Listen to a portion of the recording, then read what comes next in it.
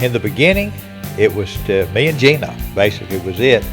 And our mission was to tell people in churches, the guys that come every Sunday, that warm the pew, to get up from there, hit the streets, take the gospel to the streets where the lost people are.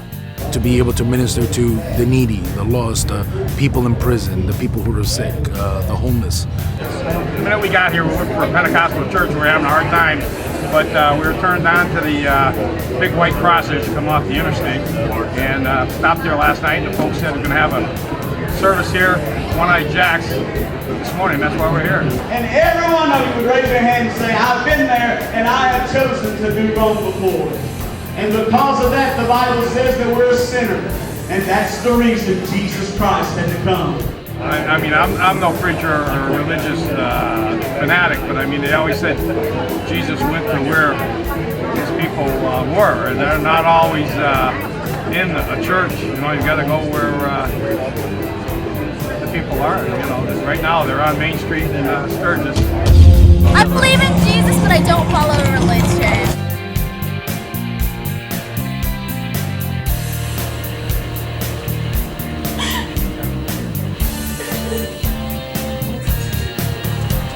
You know, we have people who have come here, you know, that we have reached out to, you know, and we have, you know, over and over, you know, some of them have walked away and then they came back, you know, and then again, and they came back, and you know, the third time, fourth time, you know, that's when they received the Lord. This morning, I feel like I was changed. I prayed to Jesus to forgive me for my sins, asked for Him to help me in guiding me in the ways that He would like me to go. About 7 years ago, I went to an altar, and I'd been out of church. I'd walked away and said, no more, I'm not going back. My wife kept going. She's a good Christian woman, she kept going. So she asked, you know, kept asking me every Sunday morning, will you go? And for some reason or another, I went. And that morning when I went to the altar, I strictly asked the Lord, I said, this morning something's got to happen. I said, I've got to be that new creature that I've read about, because the addictions, the habits, bad habits I had, I need those desires gone where I do not have that desire.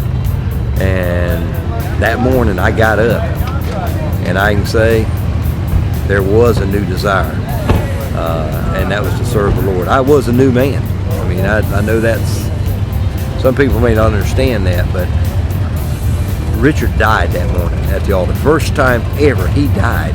After a week, even my wife commented that I wasn't the same guy, you know, that she'd been married to all those years. Because now all of a sudden, I started wanting people to come over. We started throwing things, having dinners. I loved people. And that's the one thing I can say, it gave me, that morning gave me a love.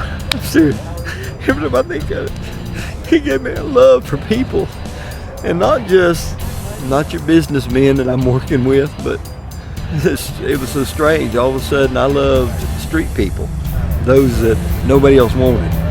For me, it's the opportunity to get out of my box and to share with normal people.